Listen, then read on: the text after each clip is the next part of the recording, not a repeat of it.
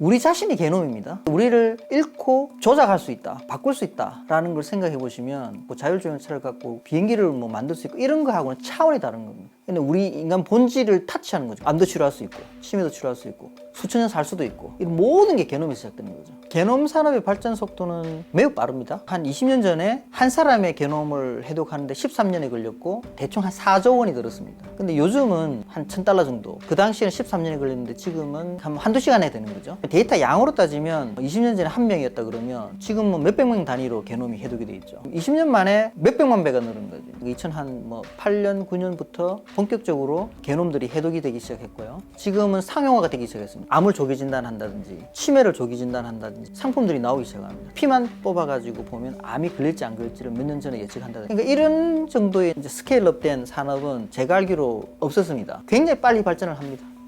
저는 유니스트의 생명과학부의 교수로 있는 박종하고요. 벤처도 같이 하고 있습니다. 한국인 게놈 우리가 세계 최초로 하게 되고 세계 최초로 또 호랑이 게놈도 우리나라가 표준이거든요. 고래도 그렇고요. 일반적으로 생물학에서 게놈은 우리 몸에 존재하는 유전 정보의 총합입니다. 세포나 사람이나 개나 소나 동물의 가장 본질적인 분자가 뭐냐 하면 DNA입니다. 이 DNA는 우리가 어떻게 생겼고 어떤 말을 하고 어떤 삶을 살지 생로병사 그걸 결정짓는 정보 덩어리입니다. 그 DNA가 길게 연결이 돼서 30억 쌍 염기서열 하나의 덩어리로 묘사되면 그걸 게놈이라고 우리가 부릅니다. 병이 있는지 없는지, 키가 클 수 있는지 작은지, 암에 걸릴지 안 걸릴지 그런 기술로도 쓰이고요. 뭐 반도체를 만들 수도 있고 하드디스크 저장 장치로도 쓸 수 있습니다. DNA 조그만 덩어리가 우리가 쓰는 컴퓨터 하드디스크보다 훨씬 더 큰 용량을 가지고요. 정보 처리에 관계되는 다양한 기능도 하고 생명체를 만들기도 하고 생명체를 또 다음 세대에 넘겨주기도 하고 이런 다양한 기능을 가지고 있습니다.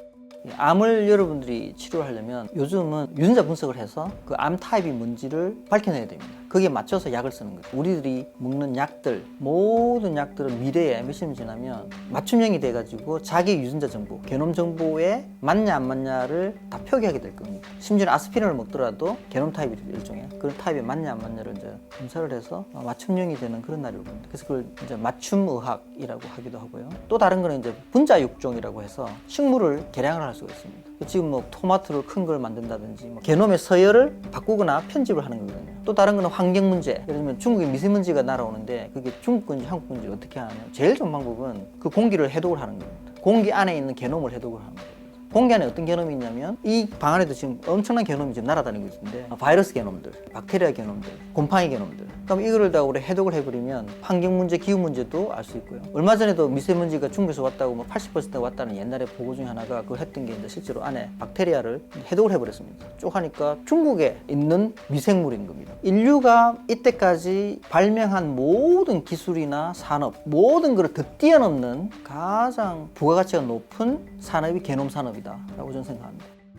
저는 어릴 때 동물처럼 자랐습니다. 마음대로 자랐고요. 우리 엄마 아버지가 저한테 엄청난 자유를 줬습니다. 산으로 들로 바다로 이렇게 쫓아다니면서 주로 놀았고요. 숙제를 거의 안 했기 때문에 맨날 이제 선생님들한테 맡기도 하고 우리 엄마한테 어릴 때부터 아주 조그만 때부터 느낀 거는 이제 저를 존경해 주는 걸 느꼈어요. 내가 하는 모든 것에 대해서 가이드를 안 준다든지 뭐 나쁜 짓을 한다 이런 거를 방치한다는 게 아니라 우리 엄마는 뭐 교육을 많이 받은 것도 아니고 국민학교밖에 안 나와가지고요. 아주 이제 교육을 못 받은 그런 사람인데 저한테 심부름도 함부로 안 시켰다고요. 어릴 때. 아주 어릴 때. 아무리 자기가 급해도 심부름 시킬 때 벌써 얼굴에 드러납니다. 네 시간이 네가 놀고 있는데 집안에 급한 일이 있어서 내가 심부름 시키는데 허락을 받는 거죠. 저한테. 엄마가. 그런 걸 어릴 때부터 보고 자라니까 내가 하는 모든 행동에 대해 자기가 결정을 하게 되고 자기가 책임을 지는 그런 게 이제 된 거죠. 중학교 2학년 때쯤에 그때 제가 이제 깨달았습니다. 평생 시험 공부를 하거나 시험 대비를 하면서 공부를 한 게 아니고 안 할 수가 없어서 성적이 낮게 나오면 부끄럽기도 하고 뭐 스트레스가 되고 일종의 체면 같은 거죠. 그러니까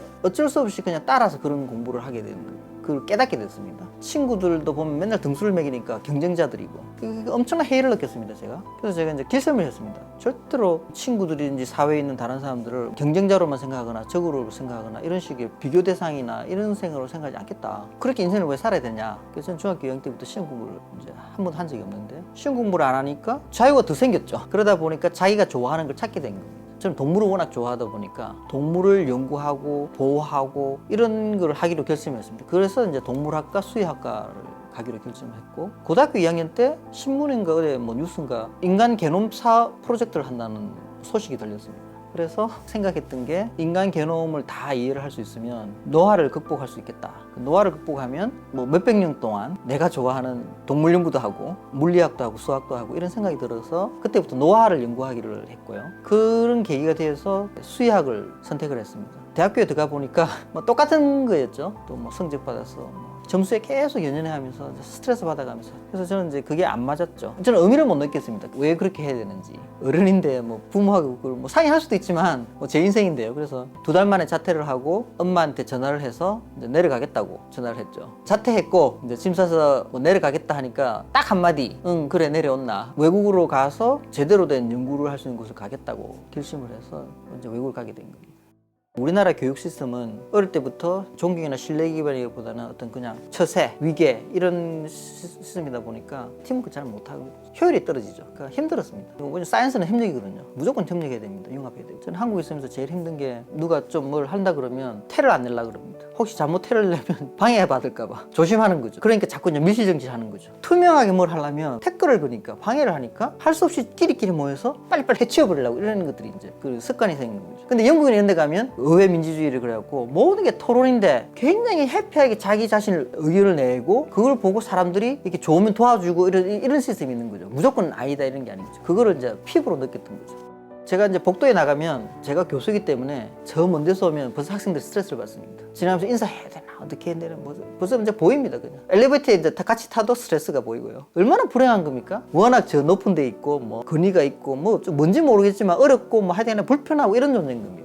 우리나라에서는 소위 말하는 이제 권위가 있고 위계가 높다는 이 사람들이 사회에서 엄청난 차별을 받고 삽니다. 저 사람들은 벌써 이제 뭔가 갑질도 할 거고 뭐 위계도 있고 챙기고 권위주의고 어쩌고 이런 선입견들이 무의식적으로 깔립니다. 왜 불편하냐면 소통이 안 되는 거예요. 신입 연구원들이나 학생들도 보면 처음에 들어오면 이제 이렇게 눈치 보고 앉아있고 소통을 안 합니다. 소통이 안 된 거죠. 일단 불편한 거죠. 자기들이 그죠? 커뮤니케이션이 안 되니까 항상 문제가 생깁니다. 말하는 게 불편한 겁니다. 그냥 이 위기나 이런 교수 뭐 어쩌고 하는 뭐 이런 것들이. 두 번째는 왕따를 시킵니다. 자기들이 불편하니까 왕따를 시키죠. 이제 외롭게 되는 거죠. 이제 소통도 안 되고 그러면 이제 단절이 되는 거죠. 교수들끼리, 박사급끼리, 학생끼리. 그럼 자기는 이제 재미도 없고 이제 효율도 떨어지죠. 어린이가 태어나서 나이가 들어서 죽을 때까지 사람 얼굴을 보고 가장 많이 하고 중요한 게 뭐냐면 저 사람이 거짓말을 하는지 안 하는지, 내가 신뢰할 수 있는지 없는지.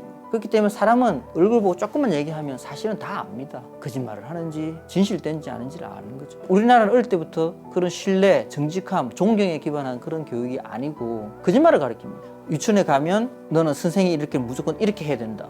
자기의 본래 의사라든가 생각하는 이게 중요한 게 아니라 그 상황에 가서 맞춰라는 거죠. 면접할 때 갈 때 이런 식으로 답해야 되는 거예요. 설사 네 생각이 다르다 하더라도 그게 중요한 게 아닙니다. 그러니까 거짓말인 거죠. 문제는 거짓말이 어떤 효율이 생기냐, 생산성이 있냐는 거죠. 근데 주로 거짓이 들어가거나 하면 커뮤니케이션이 차단되거나 효율이 떨어지기 시작합니다. 비용이 많이 드는 거죠. 어떻게 한국 사회는 그렇게 됐습니까? 역사적인 트라우마인 겁니다. 그 역사적인 트라우마를 치유를 못했고요. 치유를 못하다 보니까 끊임없이 불안하고 포용할 수 있는 그런 게 결여된 겁니다. 그래서 한국 사람들이 편하지가 않고 포용력이 빨리빨리 하고 급해야 되고 뭐든지 막 세야 되고 막 과격해야 되고 이런 것들이 막 팽창되는 거죠.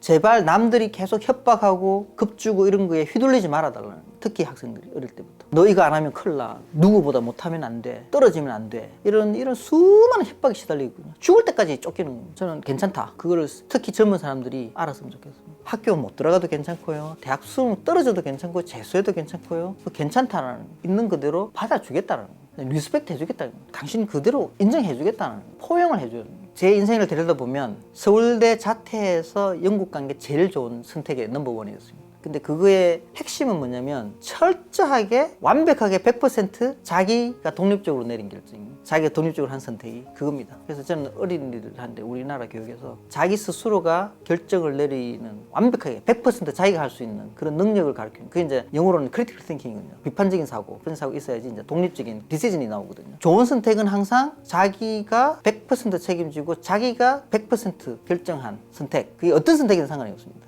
그게 최고의 선택이다. 후회되는 선택들은 상황에 타협했을 때요. 이런 경우입니다. 자기는 진짜로 이게 맞다고 생각하고 옳다고 생각하고 자기가 원하는 건데 옆에 사람도 그렇고 뭐 상황도 그렇고 막 우리나라도 그렇고 뭐 분위기도 그렇고 이러다 보니까 이제 약간 자의반 타의반에 이제 끌려서 한 결정이죠. 그런 결정들이 다 안 좋고 물론 그거를 이제 자문을 받아서 자기가 결정하는 거는 좋지만 이제 그게 실제 자기 결정이 줄어들어서 이제 그거는 후회를 할 수밖에 없다는 게 제 생각입니다. 한국은 세상에서 가장 행복하고 풍요롭고 멋지고 재미있는 나라가 될 수 있는 곳입니다. 그런 지정학적인, 기술적인, 뭐 유전적인 모든 걸 다 갖고 있습니다. 자연환경적인 거. 그래서 좀 더 사람들이 긍정적으로 생각했으면 좋겠다는 거죠. 이제 한국에 대해서 비판하는 건 좋은데, 크리티컬하게 비판하는 건 좋은데 우리 자신에 대해서 조금 더 긍정적으로 생각했으면 좋겠다. 왜냐면 진짜 그러니까요.